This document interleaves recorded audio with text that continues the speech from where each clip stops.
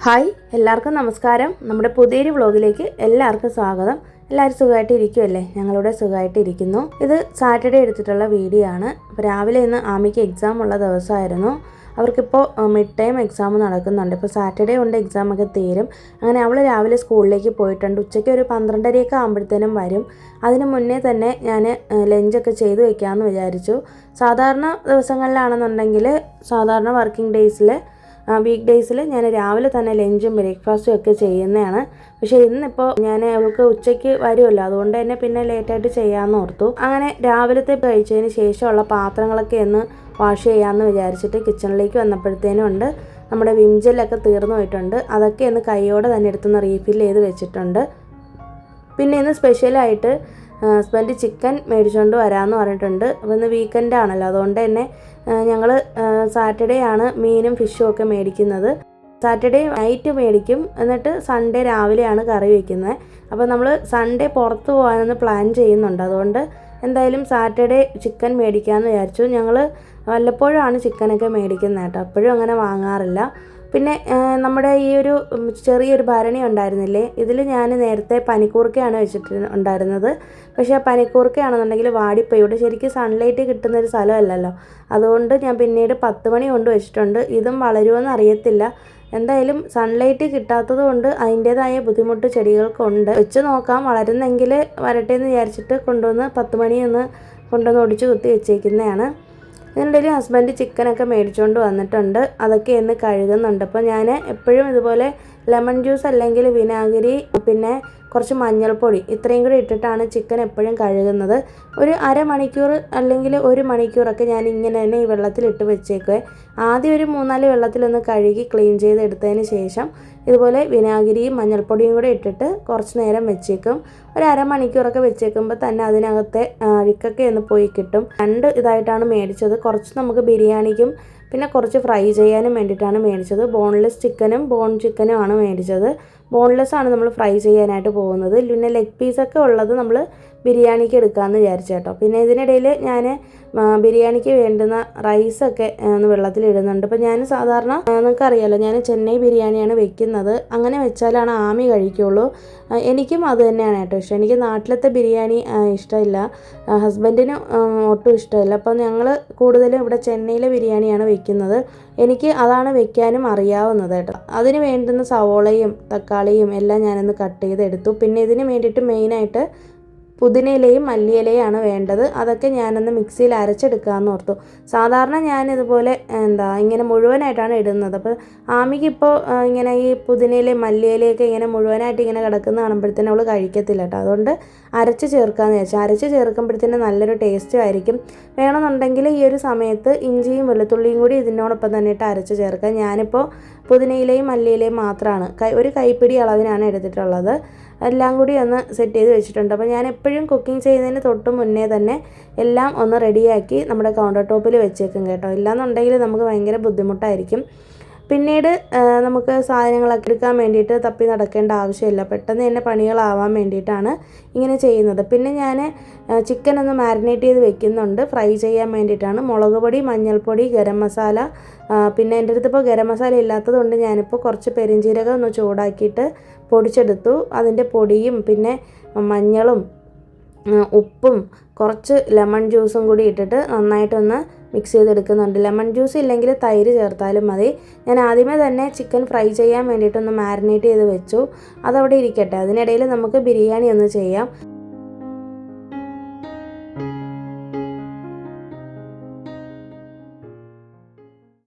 ഞാൻ കുക്കറിലാണ് ബിരിയാണി ചെയ്യാനായിട്ട് പോകുന്നത്. അതിന് വേണ്ടിയിട്ട് കുക്കർ ഒന്ന് ചൂടാക്കിയതിന് ശേഷം സൺഫ്ലവർ ഓയിൽ ഒഴിച്ചു കൊടുത്തിട്ടുണ്ട്. ഞാൻ ഇടയ്ക്ക് വെച്ച് ഇങ്ങനെ ദം ബിരിയാണിയൊക്കെ ഉണ്ടാക്കുമായിരുന്നു. അതിൻ്റെ റെസിപ്പി ഞാൻ മുന്നത്തെ ഏതൊരു വ്ളോഗിൽ ഷെയർ ചെയ്തിട്ടുള്ളതാണ്. ഇന്നിപ്പോൾ ഞാൻ കുക്കറിലാണ് ചെയ്യുന്നത്. കാരണം വെച്ചിട്ടുണ്ടെങ്കിൽ ആമി ഇപ്പോൾ 12:30 ആകുമ്പോഴത്തേന് സ്കൂൾ വിട്ട് വരും. അതിന് മുന്നേ എനിക്ക് എല്ലാം റെഡിയാക്കി വെച്ചാലാണ് അവൾ വരുമ്പോൾ കഴിക്കാനായിട്ട് കൊടുക്കാൻ പറ്റുള്ളൂ. സൺഫ്ലവർ ഓയിലൊക്കെ ഒന്ന് ചൂടായതിന് ശേഷം വേണമെന്നുണ്ടെങ്കിൽ നെയ്യ് ഈ ഒരു സ്റ്റേജിൽ ഒഴിച്ചു കൊടുക്കാം.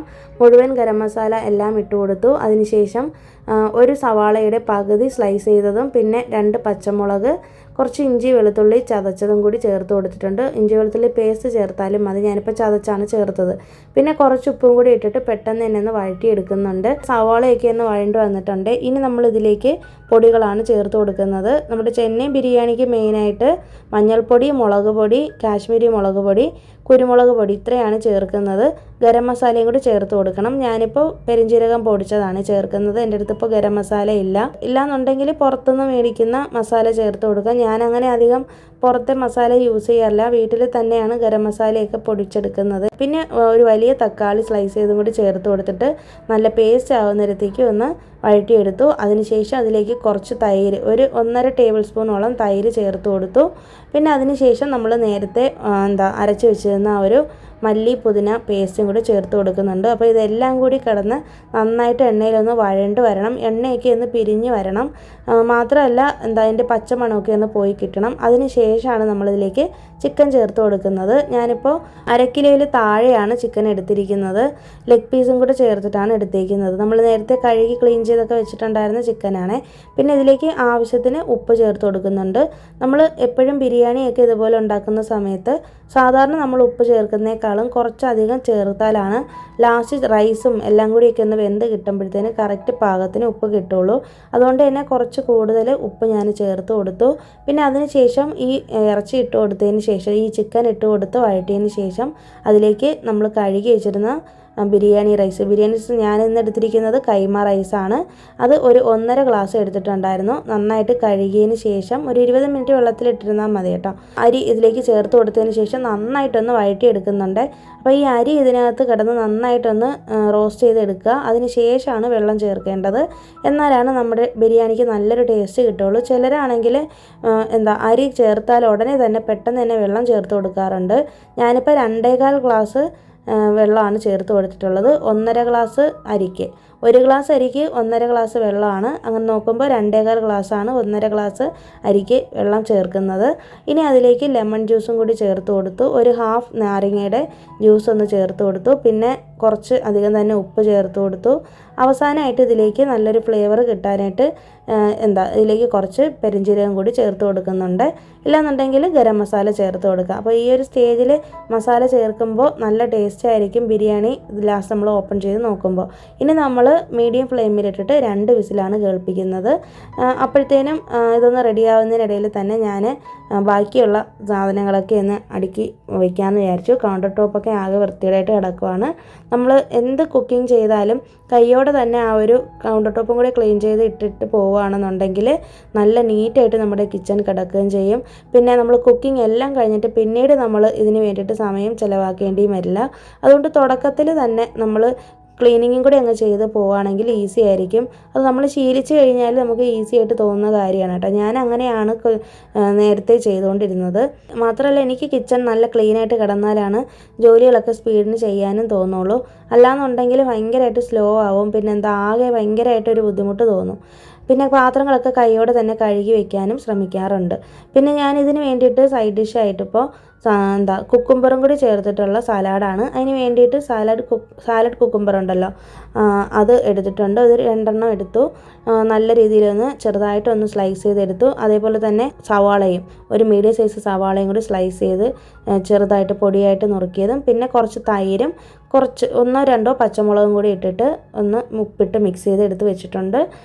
പിന്നെ ഇത് സാലഡ് നമുക്ക് ലാസ്റ്റ് തയ്യാറാക്കിയാലും മതി. ഞാനിപ്പോൾ ആദ്യമേ ചെയ്ത് വെക്കുന്നത് ആമി വരുമ്പോൾ കൊടുക്കാൻ വേണ്ടിയിട്ടാണ് കേട്ടോ. ഇതിനിടയിൽ നമ്മുടെ കുക്കറിലൊക്കെ വിസിൽ വന്നു. പിന്നെ നമ്മുടെ ചിക്കനൊക്കെ ഒന്ന് മാരിനേറ്റ് ചെയ്ത് വെച്ചിട്ടുണ്ടായിരുന്നില്ലേ, അതൊക്കെ ഒന്ന് വറുത്തെടുക്കാമെന്ന് വിചാരിച്ചു. ഡീപ്പ് ഫ്രൈ ആണ് ചെയ്യുന്നത്. ആദ്യം ഒന്ന് ഹൈ ഫ്ലെയിമിലിട്ടിട്ട് ഒന്ന് ജസ്റ്റ് ഒന്ന് മൊരിയിച്ചെടുത്തതിന് ശേഷം പിന്നെ ലോ ഫ്ലെയിമിലിട്ടിട്ട് ഒന്ന് വേവിച്ചെടുക്കുകയാണ് ചെയ്യുന്നത് ചിക്കൻ. ഇതിനിടയിൽ തന്നെ നമ്മുടെ ബിരിയാണിയൊക്കെ വന്നിട്ടുണ്ട്, നല്ല പെർഫെക്റ്റ് ആയിട്ട് വന്നിട്ടുണ്ട്. 1.5 ഗ്ലാസ് അരിക്ക് 2.25 കപ്പ് വെള്ളമാണ് കറക്റ്റ് അളവ് വന്നിട്ടുണ്ട്. അരി എടുക്കുന്ന അതേ ഗ്ലാസ്സിൽ തന്നെ വെള്ളം അളന്നെടുത്താൽ മതി.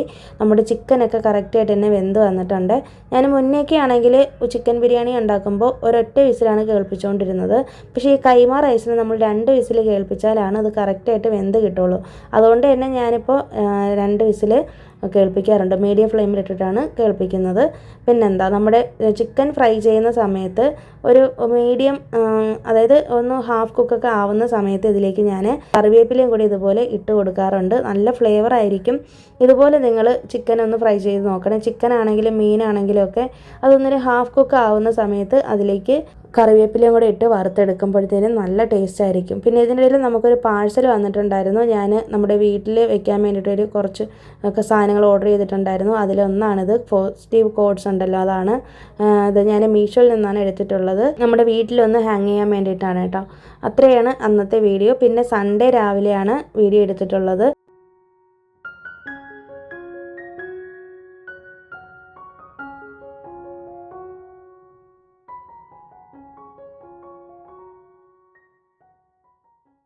രാവിലത്തെ ബ്രേക്ക്ഫാസ്റ്റൊക്കെ കഴിച്ചതിന് ശേഷം ഞങ്ങളൊന്ന് ഷോപ്പിങ്ങിന് പോകാമെന്ന് വിചാരിച്ചു. ഒരു 11:30 ആയപ്പോഴത്തേനാണ് വീട്ടിൽ നിന്ന് ഇറങ്ങിയത് കേട്ടോ. എന്തായാലും നമ്മളിന്ന് പുറത്തുനിന്നാണ് ഭക്ഷണം കഴിക്കുന്നത്. ലേറ്റായിട്ടാണ് നമ്മൾ എഴുന്നേറ്റതും. കാരണം സൺഡേ ആയതുകൊണ്ട് തന്നെ ഉറങ്ങിപ്പോയി. ഒരു 7:30 ആയപ്പോഴാണ് എഴുന്നേറ്റത്. അപ്പോൾ പോകുന്ന വഴിയിലുള്ള ലേക്ക് ഞാൻ ഇനി അടുത്ത വീഡിയോയിൽ കാണിക്കാമെന്ന് പറഞ്ഞിട്ടുണ്ടായിരുന്നില്ലേ. നമ്മുടെ വീട്ടിൽ നിന്ന് നോക്കുമ്പോൾ കാണുന്ന ലേക്കാണ് കേട്ടോ. നല്ല രസമാണ് ഇവിടെ കാണാനായിട്ട്. ശരിക്കും ഈ ഒരു സ്ഥലം കണ്ടു കഴിഞ്ഞാൽ നമ്മുടെ നാട് പോലെ ഇരിക്കും. ഞാൻ എപ്പോഴും പറയുന്നത് നമ്മുടെ ആലപ്പി എന്നാണ് പറയുന്നത്. ചെന്നൈയിലെ നമ്മുടെ ആലപ്പി എന്നാണ് ഈ സ്ഥലത്തിനെ പറയുന്നത്. ഒരുപാട് ഫിലിമൊക്കെ ഷൂട്ട് ചെയ്തിട്ടുണ്ട് ഈ ഒരു സ്ഥലത്ത്. നല്ല ഭംഗിയാണ് കാണാനായിട്ട്. പിന്നെ ഞാൻ പറഞ്ഞല്ലോ ഒരുപാട് ബേർഡ്സൊക്കെ വന്നിരിക്കുമെന്ന്. അത് ഈ ഒരു കൊച്ചു കൊച്ചു മരക്കൊമ്പുകളുണ്ട് കേട്ടോ ഇതിൻ്റെ ഉള്ളിൽ. അവിടെയാണ് വന്നിരിക്കുന്നത്. ഇന്നിപ്പോൾ നമ്മൾ വന്ന സമയത്ത് ബേർഡ്സ് കുറവായിരുന്നു. പിന്നെ ഇവിടെയൊക്കെ ആണെന്നുണ്ടെങ്കിൽ പശുക്കളെയും പോത്തിനെയൊക്കെ ഇങ്ങനെ അഴിച്ചു വിട്ടേക്കും. അതിങ്ങനെ സ്വന്തമായിട്ട് ഇങ്ങനെ മേഞ്ഞ് നടന്ന് ഇതുപോലെ ഈ ലേക്കിലൊക്കെ വന്ന് കുളിച്ചിട്ടൊക്കെ തനിയെ തന്നെ അത് വീട്ടിലൊക്കെ പോകും. ഇവിടെ നമ്മുടെ നാട്ടിലത്തെ പോലെ ഇങ്ങനെ കെട്ടിയിട്ടല്ല വളർത്തുന്നത്. അങ്ങനെ ഞാൻ വീഡിയോ എടുക്കാനായിട്ട് നിന്ന സമയത്തുണ്ട് ഈ ലേക്കിൻ്റെ ഉള്ളിൽ കുറേ ആൾക്കാർ നിൽപ്പുണ്ട് കേട്ടോ. മീൻ പിടിക്കാനാണ്. സിലോപ്പി മീനൊക്കെ കിട്ടും ഇവിടെ. അപ്പോൾ ഈ ലേക്കിൽ നിന്ന് പിടിച്ചിട്ട് അവരിങ്ങനെ റോഡ് സൈഡിൽ കൊണ്ടുപോയി വിൽക്കും. അപ്പോൾ ആ കാണുന്ന ആൾക്കാരൊക്കെ മീൻ പിടിക്കാനായിട്ട് നിൽക്കുന്നവരാണ് കേട്ടോ. ഒരുപാട് മീൻ ഇവിടെ ഉണ്ട്. ഇഷ്ടം പോലെ മീനുണ്ട്. മുന്നേ ആണെന്നുണ്ടെങ്കിൽ ഈ കായൽ ഇത്രയും നന്നായിട്ടല്ല സംരക്ഷിച്ചിരുന്നത്. സൈഡിലൊന്നും മതിൽക്കെട്ടുകളൊന്നും ഇല്ലായിരുന്നു. ഇപ്പോൾ അവർ അത് നന്നായിട്ട് തന്നെ മെയിൻറ്റെയിൻ ചെയ്യുന്നുണ്ട്. മുന്നേയൊക്കെ ആണെങ്കിൽ ഈ ഒരു ഭാഗത്ത് വരാനേ പറ്റില്ലായിരുന്നു കേട്ടോ. ഭയങ്കര ഒരു സ്മെല്ലും ഒക്കെയാണ്. പക്ഷേ ഇപ്പോൾ അങ്ങനെയല്ല. നല്ല നീറ്റാണ്. കാണാനും നല്ല ഭംഗിയാണ്.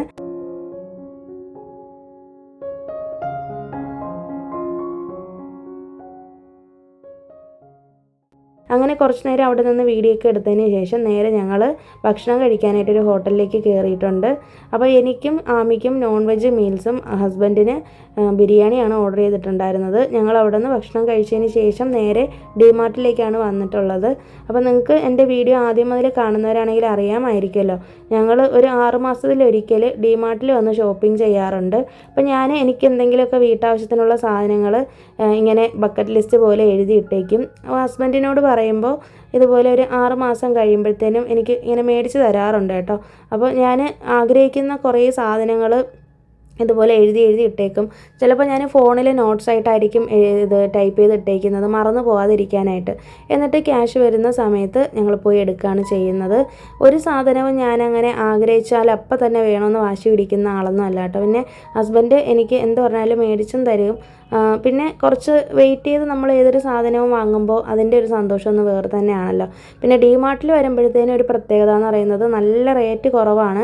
നമുക്ക് സാധനങ്ങളൊക്കെ ഒരുപാട് ലാഭത്തിന് കിട്ടും. പിന്നെ ഒരു അല്പം ദൂരെ കൂടുതലുള്ളത് കൊണ്ട് ഞങ്ങൾ എപ്പോഴും ഇവിടെ വരാറില്ല. മെയിനായിട്ട് ഇവിടെ നിന്ന് ഞാൻ ഈ ക്രോക്കറി യൂണിറ്റ്സ് ഒക്കെ എടുക്കാനാണ് വരുന്നത് കേട്ടോ. ഇന്നിപ്പോൾ ഞാൻ കുറച്ച് സാധനങ്ങളൊക്കെ പർച്ചേസ് ചെയ്തിട്ടുണ്ട്. അതൊക്കെ ഞാൻ അടുത്ത വ്ളോഗിൽ ഷെയർ ചെയ്യുന്നതായിരിക്കും. പിന്നെ 2-3 ബെഡ്ഷീറ്റും കേർട്ടൻസൊക്കെ മേടിക്കണമായിരുന്നു. എന്തൊക്കെയാണ് മേടിച്ചതെന്നുള്ളതൊക്കെ ഞാൻ അടുത്ത വീഡിയോയിൽ കാണിക്കാം.